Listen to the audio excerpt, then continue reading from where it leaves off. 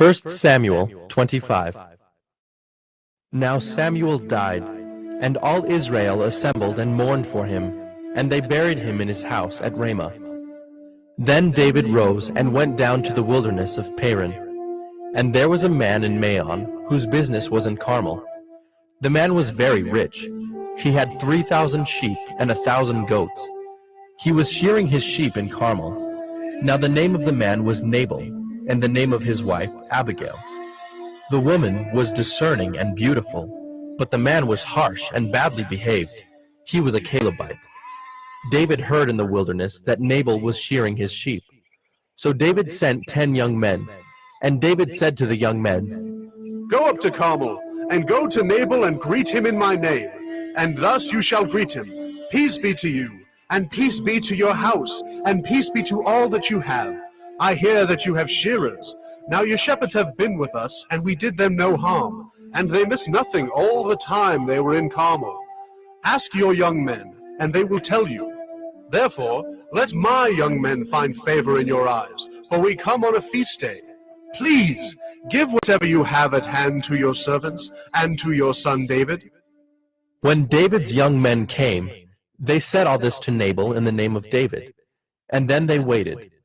And Nabal answered David's servants, "Who is David? Who is the son of Jesse? There are many servants these days who are breaking away from their masters. Shall I take my bread and my water and my meat that I have killed for my shearers and give it to men who come from I do not know where?" So David's young men turned away and came back and told him all this. And David said to his men, "Every man strap on his sword." And every man of them strapped on his sword. David also strapped on his sword. And about 400 men went up after David, while 200 remained with the baggage.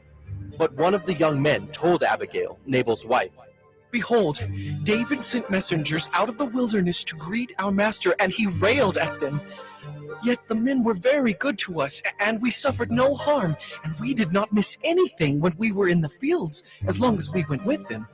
They were a wall to us both by night and by day, all the while we were with them keeping the sheep.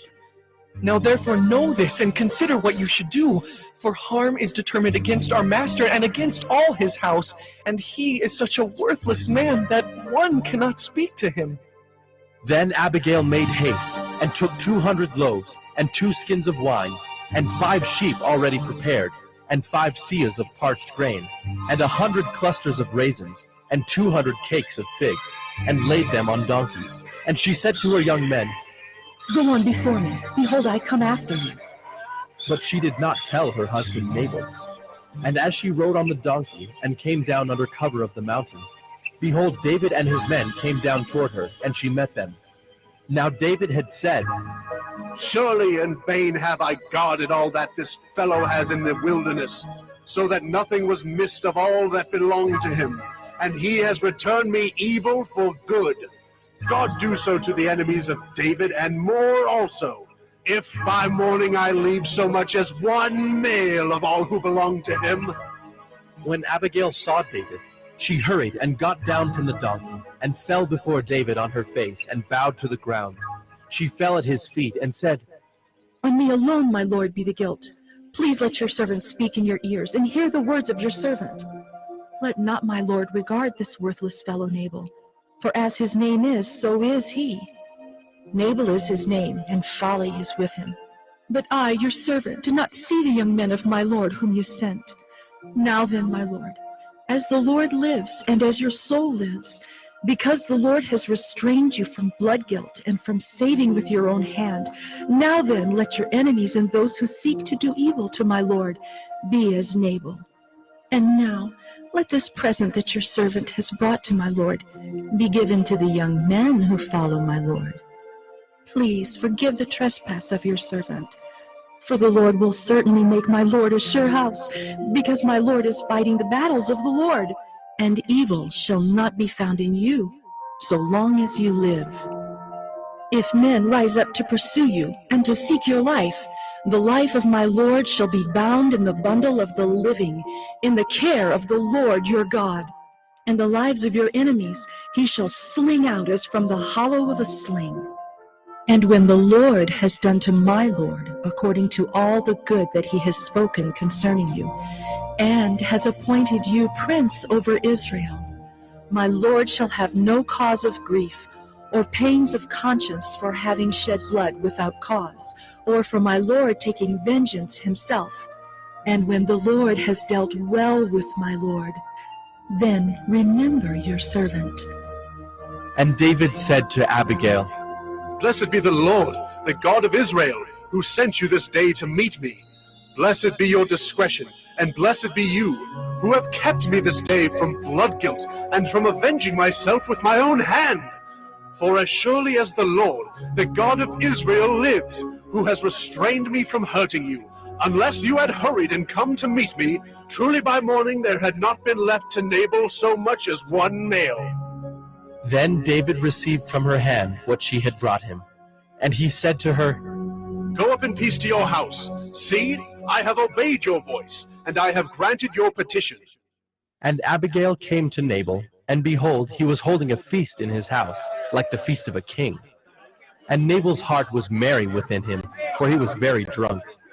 So she told him nothing at all until the morning light. In the morning, when the wine had gone out of Nabal, his wife told him these things, and his heart died within him, and he became as a stone.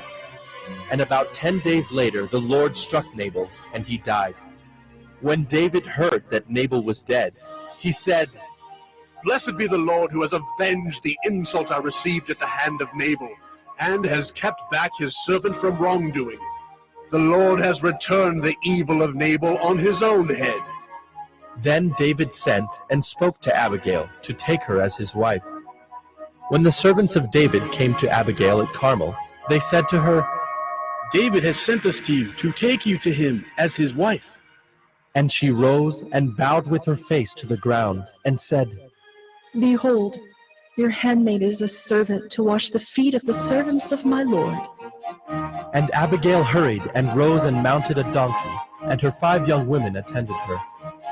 She followed the messengers of David and became his wife. David also took Ahinoam of Jezreel, and both of them became his wives. Saul had given Michal his daughter, David's wife, to Paltai the son of Laish, who was of Galim.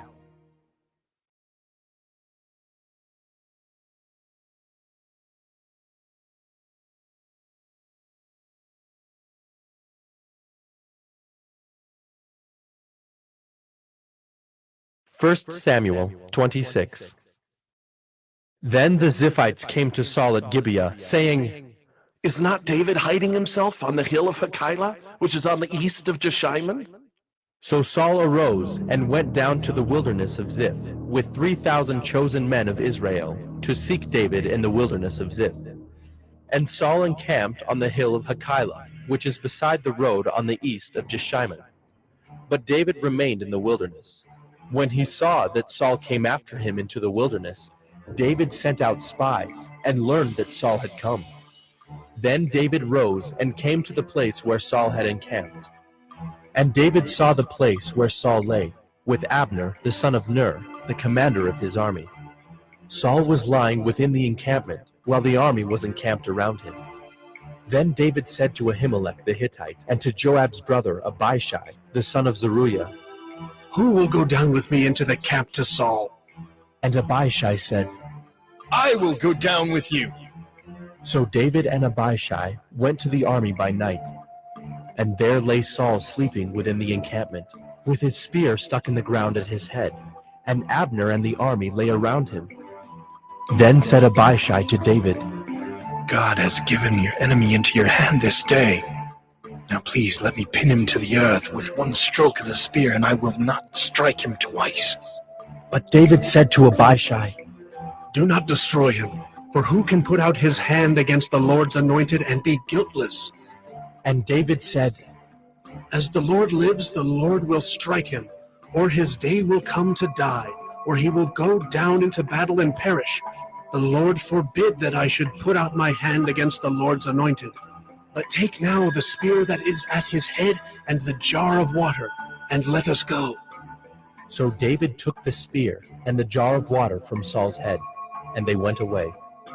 No man saw it or knew it, nor did any awake, for they were all asleep, because a deep sleep from the Lord had fallen upon them.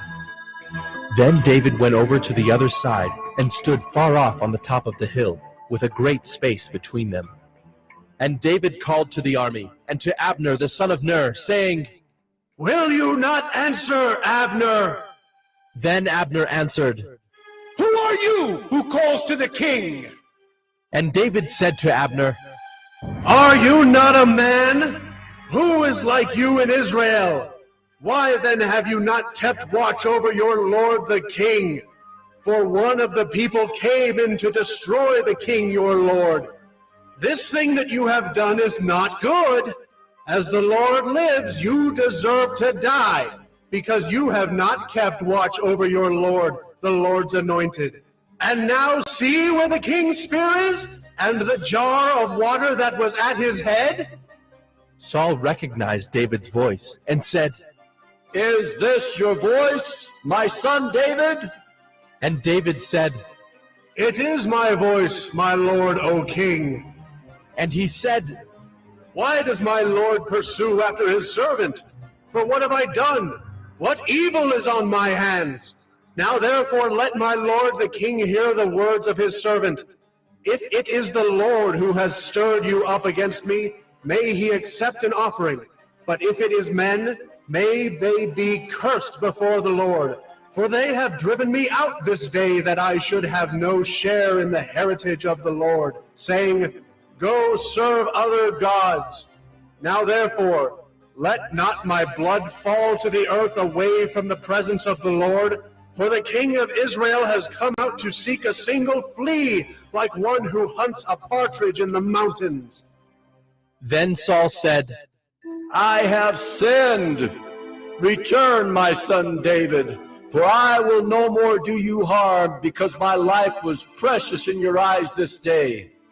Behold, I have acted foolishly, and have made a great mistake. And David answered and said, Here is the spear, O king.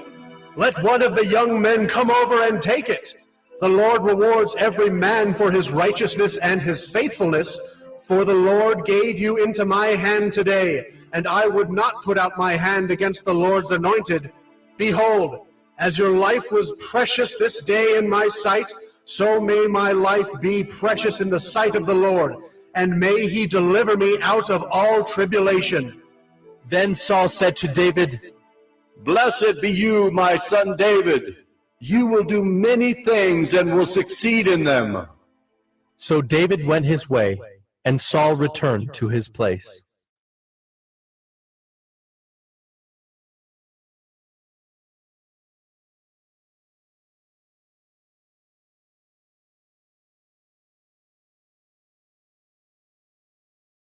First Samuel 27. Then David said in his heart, Now I shall perish one day by the hand of Saul. There is nothing better for me than that I should escape to the land of the Philistines. Then Saul will despair of seeking me any longer within the borders of Israel, and I shall escape out of his hand. So David arose and went over, he and the 600 men who were with him, to Achish, the son of Maoch, king of Gath. And David lived with Achish at Gath, he and his men, every man with his household. And David with his 2 wives, Ahinoam of Jezreel and Abigail of Carmel, Nabal's widow. And when it was told Saul that David had fled to Gath, he no longer sought him. Then David said to Achish, If I have found favor in your eyes, let a place be given me in one of the country towns, that I may dwell there. For why should your servant dwell in the royal city with you? So that day Achish gave him Ziklag. Therefore Ziklag has belonged to the kings of Judah to this day. And the number of the days that David lived in the country of the Philistines was 1 year and 4 months.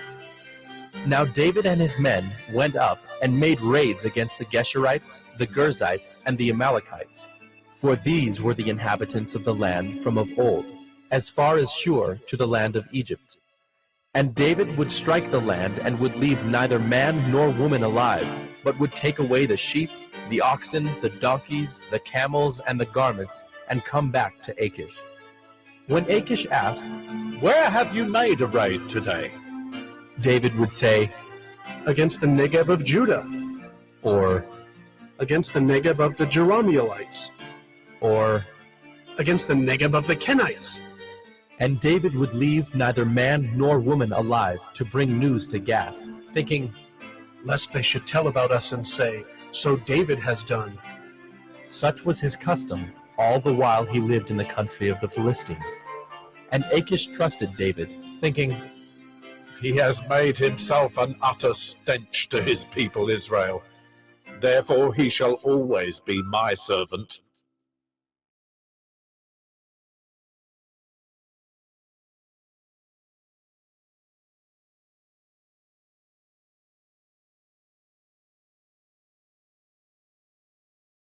First Samuel 28. In those days, the Philistines gathered their forces for war to fight against Israel. And Achish said to David, Understand that you and your men are to go out with me in the army. David said to Achish, Very well, you shall know what your servant can do. and Achish said to David, Very well, I will make you my bodyguard for life. Now Samuel had died, and all Israel had mourned for him and buried him in Ramah, his own city. And Saul had put the mediums and the necromancers out of the land. The Philistines assembled and came and encamped at Shunem. And Saul gathered all Israel, and they encamped at Gilboa. When Saul saw the army of the Philistines, he was afraid, and his heart trembled greatly. And when Saul inquired of the Lord did not answer him, either by dreams, or by Urim, or by prophets. Then Saul said to his servants, Seek out for me a woman who is a medium, that I may go to her and inquire of her. And his servants said to him, Behold, there is a medium at Endor. So Saul disguised himself, and put on other garments, and went, he and 2 men with him. And they came to the woman by night. And he said, Divine for me by a spirit, and bring up for me whomever I shall name to you. The woman said to him, Surely you know what Saul has done, how he has cut off the mediums and the necromancers from the land. Why then are you laying a trap for my life to bring about my death? But Saul swore to her by the Lord. As the Lord lives, no punishment shall come upon you for this thing. Then the woman said, Whom shall I bring up for you? He said, Bring up Samuel for me. When the woman saw Samuel, she cried out with a loud voice. And the woman said to Saul, Why have you deceived me? You are Saul. The king said to her, Do not be afraid. What do you see? And the woman said to Saul, I see a god coming up out of the earth. He said to her, What is his appearance? and she said, An old man is coming up, and he is wrapped in a robe. And Saul knew that it was Samuel, and he bowed with his face to the ground and paid homage. Then Samuel said to Saul, Why have you disturbed me by bringing me up? Saul answered, I am in great distress, for the Philistines are warring against me, and God has turned away from me and answers me no more, either by prophets or by dreams. Therefore I have summoned you to tell me what I shall do. And Samuel said, Why then do you ask me, since the Lord has turned from you and become your enemy? The Lord has done to you as he spoke by me. For the Lord has torn the kingdom out of your hand and given it to your neighbor David, because you did not obey the voice of the Lord, and did not carry out his fierce wrath against Amalek. Therefore the Lord has done this thing to you this day. Moreover, the Lord will give Israel also with you into the hand of the Philistines. And tomorrow You and your sons shall be with me.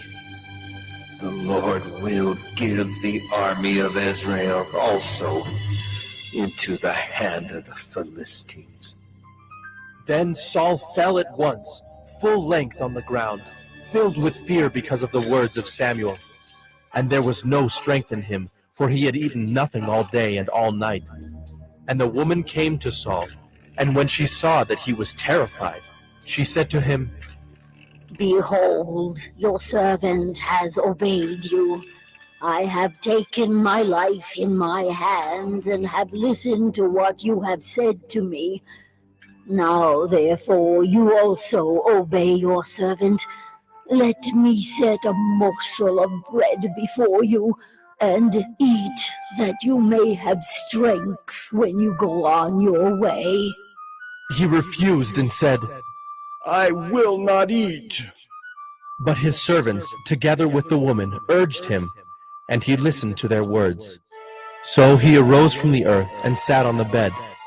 Now the woman had a fattened calf in the house, and she quickly killed it. And she took flour and kneaded it, and baked unleavened bread of it. And she put it before Saul and his servants, and they ate. Then they rose and went away that night.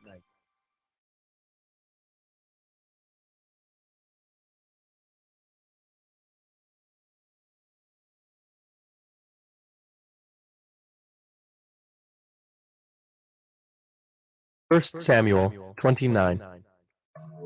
Now the Philistines had gathered all their forces at Aphek, and the Israelites were encamped by the spring that is in Jezreel. As the lords of the Philistines were passing on by hundreds and by thousands, and David and his men were passing on in the rear with Achish, the commanders of the Philistines said, What are these Hebrews doing here? And Achish said to the commanders of the Philistines, Is this not David, the servant of Saul, king of Israel, who has been with me now for days and years? And since he deserted to me, I have found no fault in him to this day.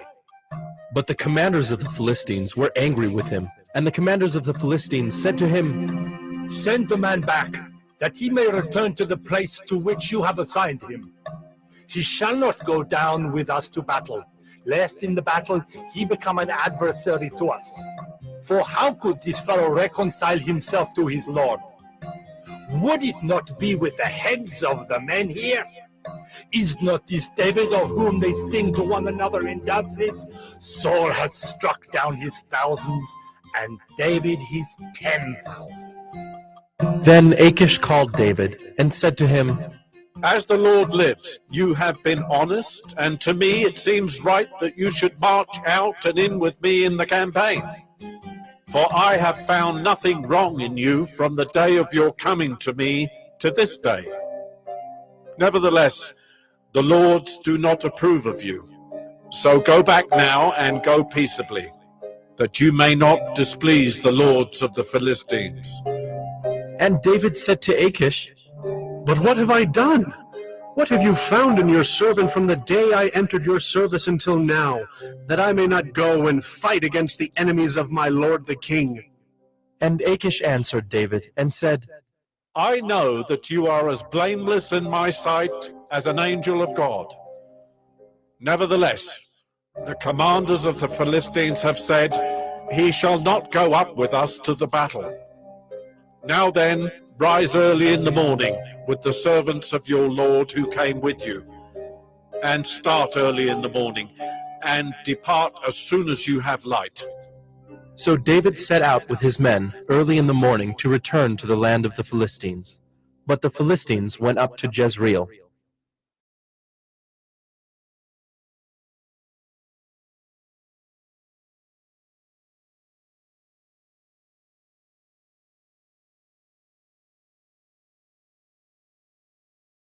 First Samuel 30. Now when David and his men came to Ziklag on the third day, the Amalekites had made a raid against the Negeb and against Ziklag. They had overcome Ziklag and burned it with fire, and taken captive the women and all who were in it, both small and great. They killed no one, but carried them off and went their way. And when David and his men came to the city, they found it burned with fire, and their wives and sons and daughters taken captive.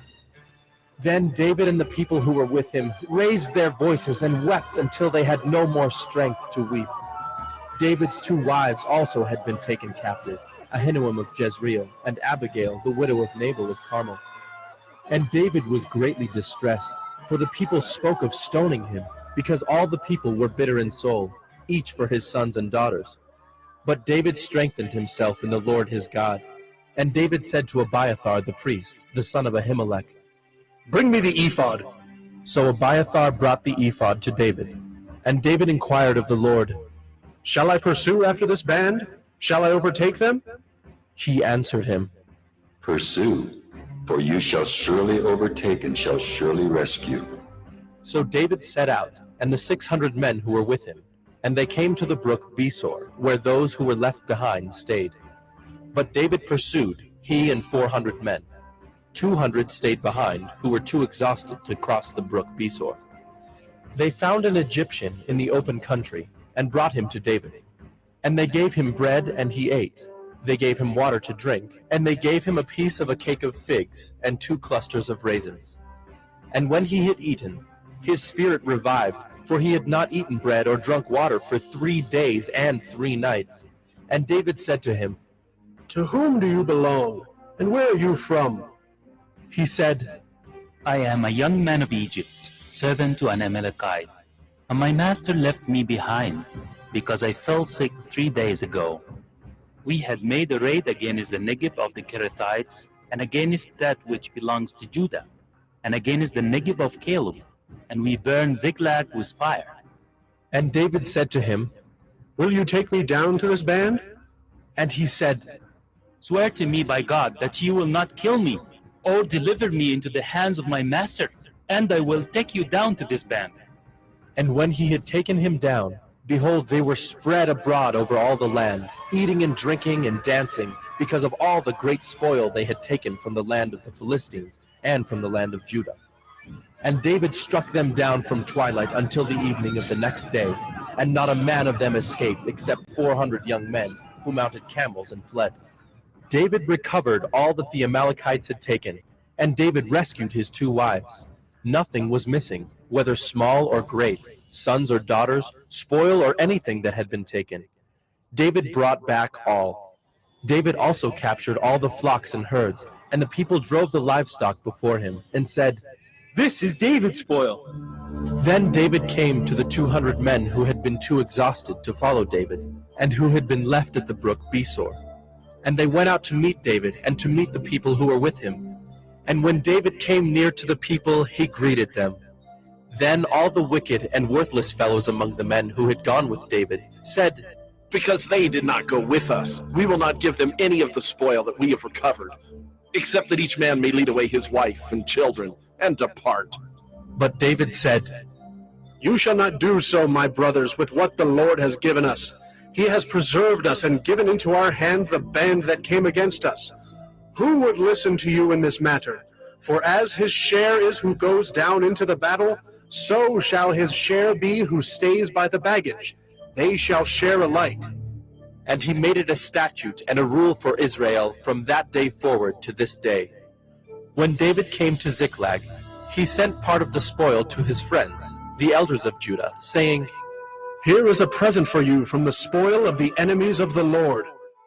It was for those in Bethel, in Ramoth of the Negeb, in Jadar, in Aroer, in Siphmoth and Eshtemoa, in Rachel, in the cities of the Jerahmeelites, in the cities of the Kenites, in Hormah, in Bor-Ashan, in Athak, in Hebron, for all the places where David and his men had roamed.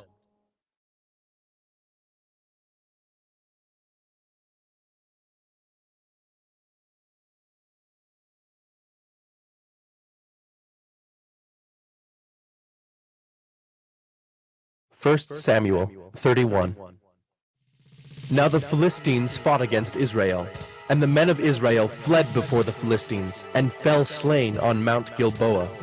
And the Philistines overtook Saul and his sons, and the Philistines struck down Jonathan and Abinadab and Melchi-Shua, the sons of Saul. The battle pressed hard against Saul, and the archers found him, and he was badly wounded by the archers. Then Saul said to his armor-bearer, "Draw your sword and thrust me through with it, lest these uncircumcised come and thrust me through and mistreat me." But his armor-bearer would not, for he feared greatly. Therefore Saul took his own sword and fell upon it. And when his armor-bearer saw that Saul was dead, he also fell upon his sword and died with him. Thus Saul died, and his 3 sons, and his armor-bearer, and all his men on the same day together. And when the men of Israel, who were on the other side of the valley, and those beyond the Jordan, saw that the men of Israel had fled, and that Saul and his sons were dead, they abandoned their cities and fled. And the Philistines came and lived in them. The next day, when the Philistines came to strip the slain, they found Saul and his 3 sons fallen on Mount Gilboa. So they cut off his head and stripped off his armor and sent messengers throughout the land of the Philistines to carry the good news to the house of their idols and to the people. They put his armor in the temple of Ashtaroth, and they fastened his body to the wall of Bethshan.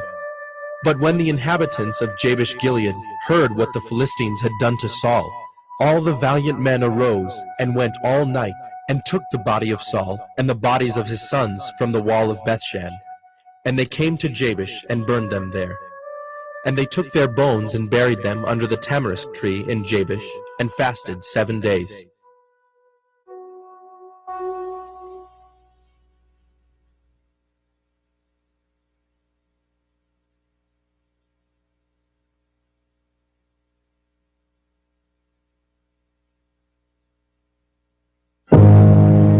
The Bible contains the mind of God, the state of man, the way of salvation, the doom of sinners, and the happiness of believers.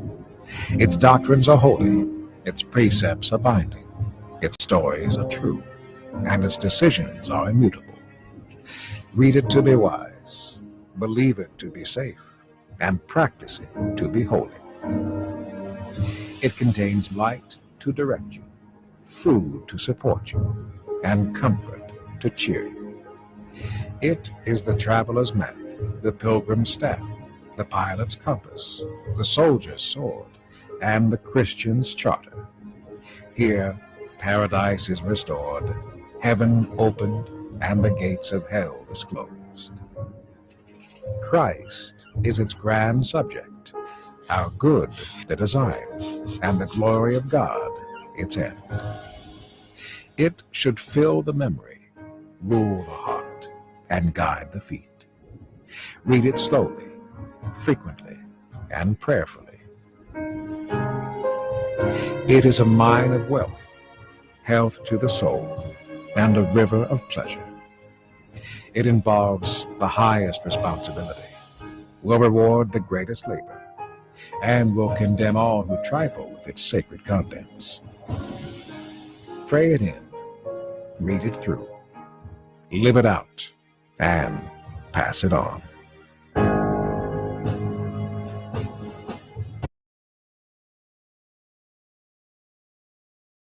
The books of 1st and 2nd Samuel. They're 2 separate books in our modern Bibles, but that division is due simply to scroll length. It was originally written as one coherent story. We're just going to cover the book of 1 Samuel in this video. So after Israel was rescued from slavery in Egypt, they made a covenant with God at Mount Sinai and eventually came into the Promised Land. And there, Israel was supposed to be faithful to God and obey the covenant commands.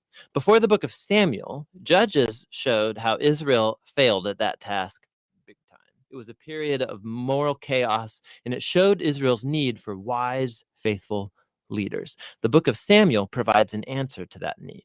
The book of Samuel's story focuses on 3 main characters: the prophet Samuel, where the book gets its name, and then King Saul, and after that, King David. And all 3 of them transitioned Israel from a group of tribes ruled by judges into a unified kingdom ruled by King David in Jerusalem. And the book of Samuel has a fascinating design that weaves the story of these 3 characters together in 4 main parts.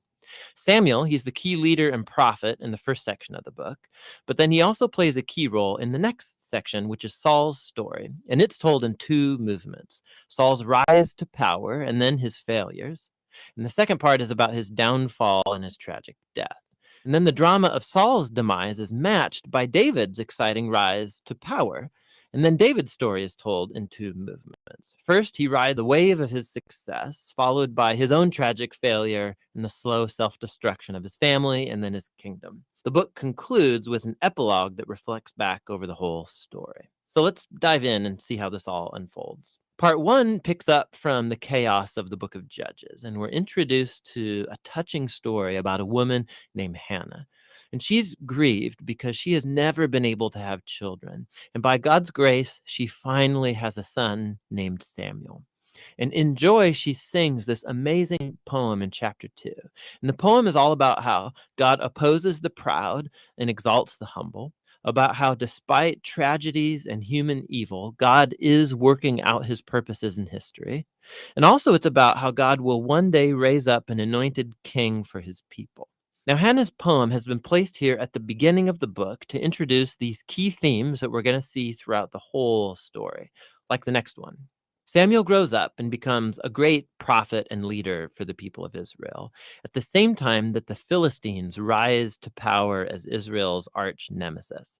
And in this crucial battle, the Israelites get arrogant, and instead of praying and asking God for help, they trot out the Ark of the Covenant as this kind of magic trophy that will automatically grant them victory in battle. And so because of their arrogant presumption, God allows Israel to lose the battle and the ark is stolen. So the Philistines, they take the ark and they place it in the temple of their god, Dagon. And then the God of Israel defeats the Philistines and the god Dagon without an army by sending plagues on the people. And then the Philistines don't want the ark anymore, obviously, and they send it back to Israel. And the point of this little story seems to be this: God is not Israel's trophy, and he opposes pride among the Philistines, but also among his own people. And so Israel needs to remain humble and obedient if they want to experience God's covenant blessing, which opens up into the next large section. The Israelites come to Samuel and they say, hey, we want a king like all the other nations have. Go find one for us. And so Samuel, he's kind of ticked off and he goes to consult with God. And God says, yes, their motives are all wrong, but if a king is what they want, give them one. And so we're introduced to the figure of Saul. Now, Saul is a tragic figure because he begins full of promise. He's tall, he's good looking, he's a perfect candidate for a king, but he has deep character flaws. He's dishonest, he lacks integrity, and he seems incapable of acknowledging his own mistakes. And so these flaws become his downfall. He wins some battles at the beginning, but his flaws run so deep, he eventually disqualifies himself by blatantly disobeying God's commands. And so the aging Samuel confronts Saul and Israel. He had warned the people that they would only benefit from a king who's humble and faithful to God. Otherwise, the kings of Israel will bring ruin. So he informs Saul that God is going to raise up a new king to replace him. And so Saul's downfall begins, as God at the same time is working behind the scenes to raise up that new king. It's an insignificant shepherd boy named David. He's the least likely candidate to be king, but the famous story of David and Goliath shows that God's choice of David is not based on his family status, but simply on his radical and humble trust in the God of Israel. And so this story embodies all of the themes of Hannah's poem. Proud Saul and Goliath are brought low, while humble David is exalted. From here, we watch Saul slowly descend into madness, while David rises to power. So David starts working for Saul as a general, and he's winning all of the battles, and he's also winning all of the fame. And so Saul gets jealous, and he starts chasing David around, hunting him, trying to kill him. David's done nothing wrong. And so David simply runs and waits in the wilderness. And here we see David's true character. He has multiple opportunities to kill Saul, but he doesn't. He simply trusts that despite Saul's evil, God will raise up a king for his people. What's interesting, too, is that many of the poems of David that you find in the book of Psalms are linked to this very period of his life, and they all express the same attitude of trust. And so this section of the book ends with Saul coming to a grisly death after losing a battle with the Philistines. 1 Samuel tells some of the most intricate, well-told stories you find anywhere in the Bible. And the characters Saul and David, they're portrayed very realistically. And the author's putting them forward as character studies so that you can find yourself in them. So in Saul's story, we see a warning. It's crucial that we reflect on our own character flaws and how they harm us and other people. And with God's help, we need to humble ourselves and deal with our dark side so that Saul's story doesn't become ours. David, on the other hand, is presented as an example of patience and trust in God's timing in our lives. And so he's running in the wilderness, being chased by Saul. David had every reason to think that God had abandoned him, but that's not what he thinks. And so David's story encourages us to trust that despite human evil, God is working out his purposes to oppose the proud and to exalt the humble. And that's what 1 Samuel is all about.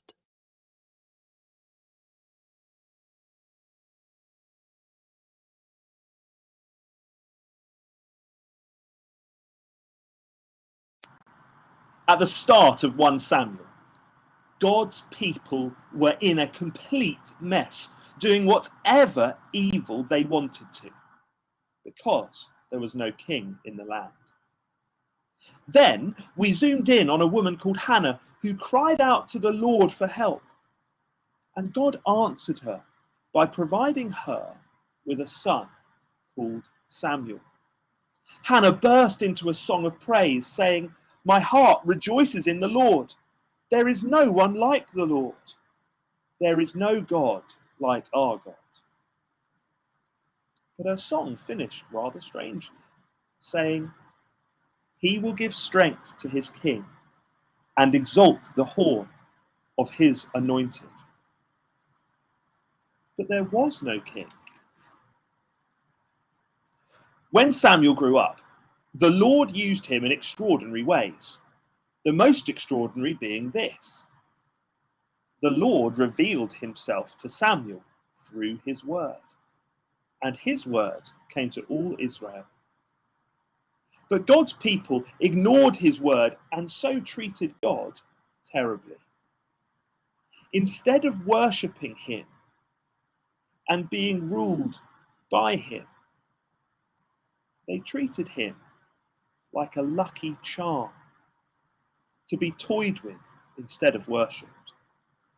And so, to bring them to their senses, God allowed them to be defeated terribly in a battle by the Philistines. And the ark of God was captured and taken into the Philistine country. But there, the Lord defeated all of his enemies, the gods, rulers, and cities of the Philistines, because the Lord alone defeated his enemies. The Lord was Israel's perfect ruler. But even so, God's people still rejected him as king. They said, "We want a different king." They put it like this: "We want a king over us. Then we shall be like all the other nations, with a king to lead us and to go out before us and fight our battles." And so, although it displeased God, he gave them the king of their choosing, Saul. But Saul ignored God's word, so God rejected him. Samuel put it like this: "Because you have rejected the word of the Lord has rejected you as king." The Lord went on to choose and anoint a new king called David. Now, he wasn't the most impressive person in his family, so it would have been easy to miss him. That's because people look at the outward appearance, but the Lord looks at the heart. And David's heart trusted the Lord. And so God chose him to be the future king.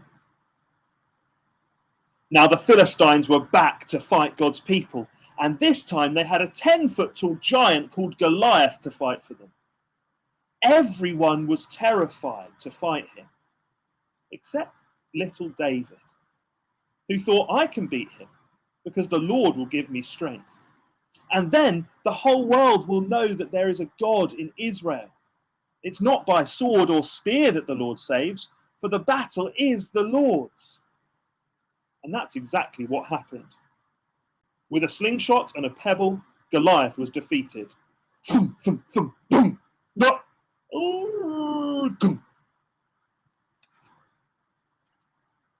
Pretty much from that moment on, Saul was jealous of David and wanted to kill him. So David ran away.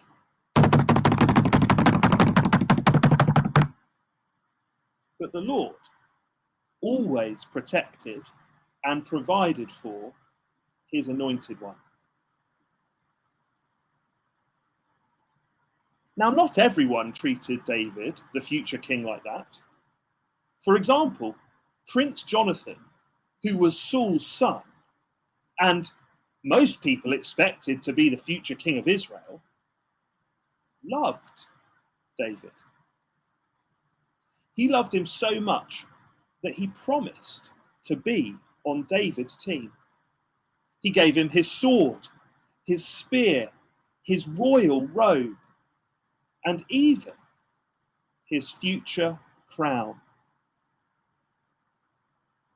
Jonathan said,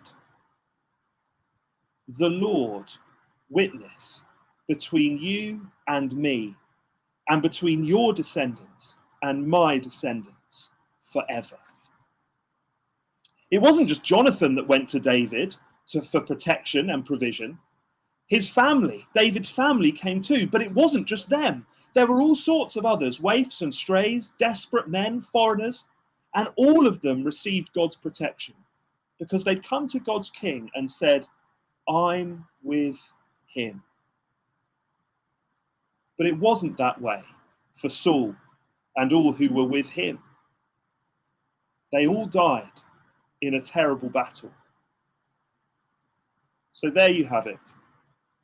2 kings. To which king would you say, "I'm with him"? The king God chose, or the king man chose?